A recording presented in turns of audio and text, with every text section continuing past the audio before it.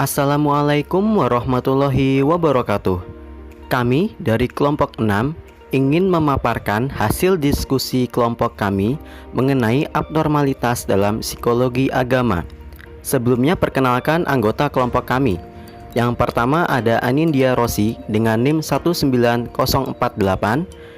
Kemudian Nur Hidayatullah Adiwibowo dengan NIM 19049 dan Diva Nabila Trianto dengan NIM 19061.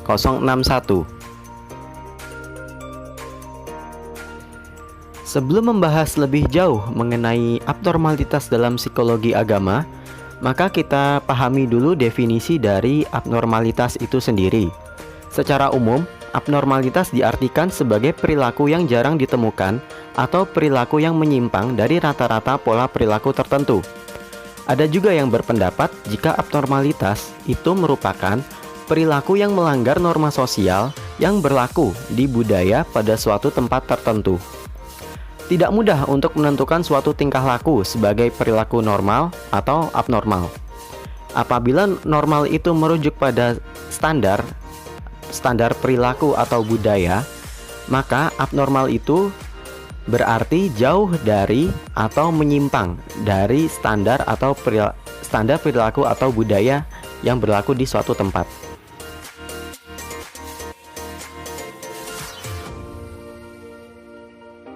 Konsep abnormalitas. Konsep abnormalitas dapat ditinjau dari beberapa hal berikut ini. Yang pertama, konsep statistik. Konsep ini memandang bahwa suatu gejala dikatakan abnormal apabila mengalami penyimpangan dari mayoritas. Nah, konsep ini itu menyatakan bahwa simpangan dari kurva normal merupakan abnormal. Contohnya seperti idiot dan jenius. Nah, kedua hal ini sebenarnya merupakan perilaku yang abnormal, tetapi berbeda sisi atau berbeda sudut pandang. Lalu yang kedua, konsep dari patologis.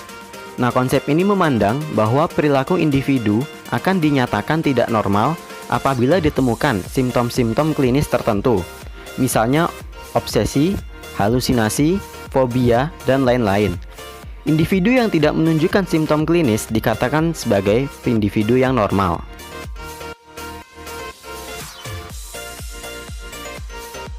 Konsep yang ketiga ialah konsep penyesuaian diri, di mana abnormalitas dipandang berdasarkan kemampuan penyesuaian diri dari individu dan kemampuan untuk menangani masalah yang dihadapi. Berikutnya ialah konsep kematangan pribadi. Dalam konsep ini, seseorang dikatakan normal jika individu menunjukkan kematangan pribadi. Nah, kematangan pribadi seseorang itu diketahui dengan menyesuaikan tingkat perilaku individu dengan perkembangannya. Apabila perilaku dan tingkat perkembangannya sesuai, maka individu akan dikatakan sebagai normal. Namun sebaliknya, jika individu tidak menunjukkan perilaku yang sesuai dengan tingkat perkembangan, maka individu akan dikatakan sebagai individu yang abnormal. Konsep yang kelima ialah konsep sosio-budaya. Masyarakat selalu memiliki norma dan nilai yang digunakan dalam mengatur perilaku anggotanya. Dan setiap individu dituntut untuk mematuhi nilai dan norma tersebut. Individu harus mampu untuk menyesuaikan diri dengan nilai dan norma tersebut. Apabila individu menyimpang dari norma yang ada di lingkungannya, maka ia dikatakan abnormal. Sedangkan jika individu tersebut mampu menyesuaikan dengan lingkungan, maka individu disebut dengan individu yang normal. Berikutnya ialah mengenai batasan dalam abnormalitas.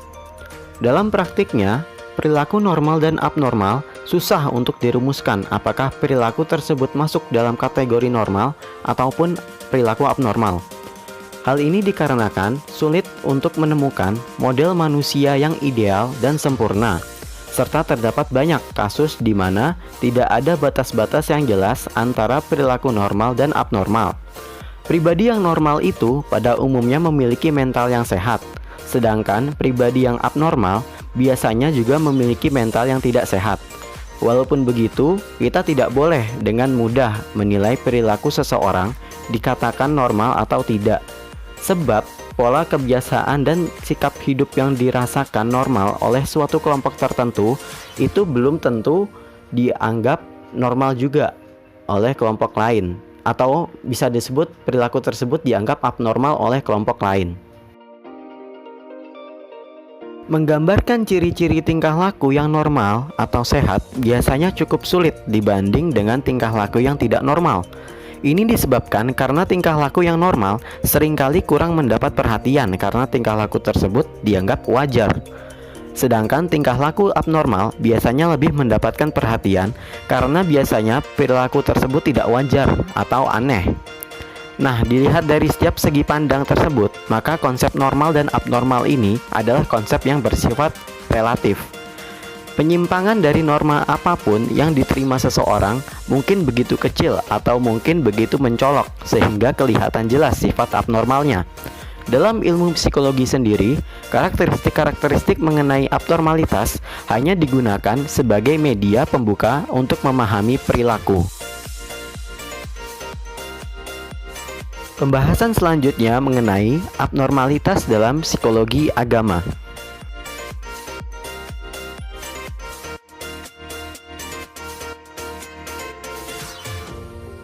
Abnormalitas dalam psikologi agama erat kaitannya dengan beragama. Seperti dalam agama Islam itu ada istilah qalb yang berarti kolbu atau hati, kemudian nafs yang berarti jiwa, dan akal yang berarti akal. Apabila ketiga hal tersebut tidak seimbang, maka akan timbul gangguan kepribadian. Secara prinsip, agama lain juga demikian. Dikatakan normal apabila mentaati dan mematuhi ajaran agama, dan dikatakan abnormal atau negatif jika melanggar perintah. Sikap keagamaan merupakan integrasi secara kompleks antara unsur kognisi, afeksi, dan konasi terhadap agama pada diri seseorang, sehingga berhubungan erat dengan gejala jiwa pada diri seseorang. Sikap keagamaan tersebut akan melahirkan pola tingkah laku untuk taat pada norma dan peranata agama. Dalam masyarakat kita, tidak jarang ditemukan adanya perilaku menyimpang dalam sikap beragama dalam kehidupan sehari-hari. Perilaku menyimpang tersebut terjadi disebabkan adanya sikap seseorang yang mengalami perubahan terhadap kepercayaan dan keyakinan agama sebagai pemeluknya. Sikap keagamaan yang menyimpang dari ajaran agama yang cenderung keliru ini mungkin akan menimbulkan suatu pemikiran dan gerakan pembaruan, baik ke arah yang positif maupun ke arah yang negatif. Adanya sikap menyimpang seperti sikap kurang toleran, fanatisme, fundamentalis, maupun sikap yang menentang terhadap ajaran agama merupakan salah satu ciri-ciri keberagamaan yang abnormal. Pembahasan selanjutnya mengenai faktor yang mempengaruhi terjadinya penyimpangan sikap beragama.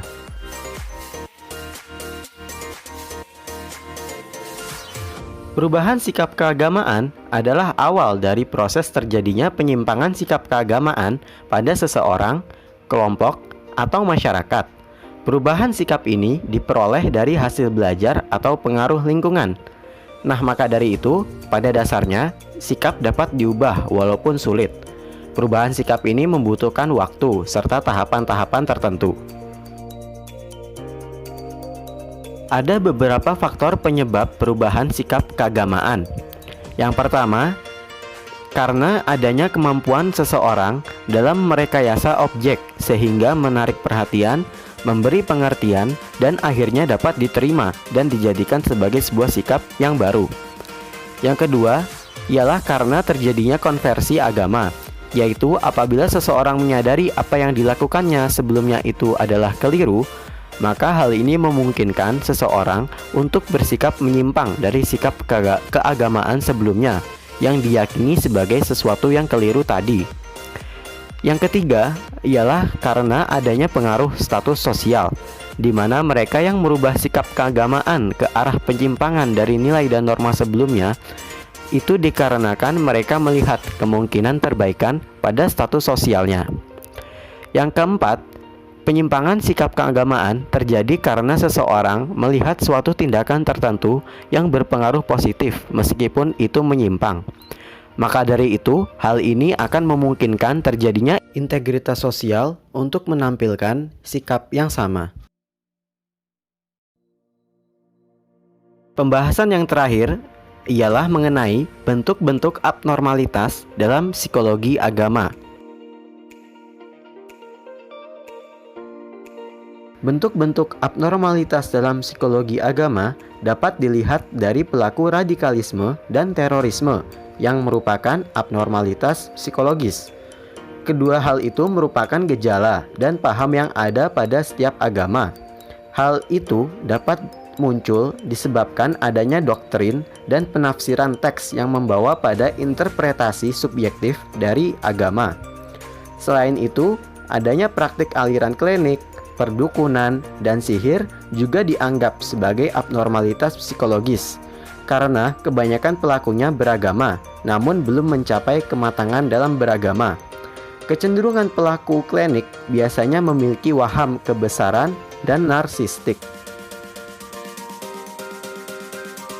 Dalam psikologi agama, Nabi dan Rasul dikategorikan sebagai abnormalitas yang positif. Mengapa demikian? Karena mereka itu melebihi kemampuan orang pada umumnya, seperti membawa kebaikan, perbaikan tatanan sosial, dan tidak destruktif atau tidak bersifat merusak. Berjalannya praktik keagamaan dapat juga memunculkan fenomena nabi palsu yang disebabkan karena kurangnya kepuasan dengan pengaruh agama saat ini, keinginan mendapat pengakuan dan tempat di masyarakat, serta upaya melegitimasi keinginan-keinginan yang dirasa tidak dapat dipenuhi oleh agama. Dari pembahasan materi kali ini, maka dapat ditarik kesimpulan bahwa hubungan antara kejiwaan dan agama dalam kaitannya dengan hubungan antara agama sebagai keyakinan dan kesehatan jiwa terletak pada sikap penyerahan diri seseorang terhadap suatu kekuasaan yang maha tinggi. Sikap pasrah tersebut diduga akan memberi sikap optimis pada diri seseorang sehingga muncul perasaan positif seperti rasa bahagia, puas, sukses, merasa dicintai, dan rasa aman. Dengan kata lain, kondisi ini menggambarkan manusia yang kembali pada kondisi kodratinya, sesuai dengan fitrah kejadiannya, sehat jasmani dan ruhani. Kiranya cukup sekian dari kelompok kami. Apabila terdapat kelebihan atau kekurangan, mohon dimaafkan. Wabillahi taufiq wal hidayah. Wassalamualaikum warahmatullahi wabarakatuh.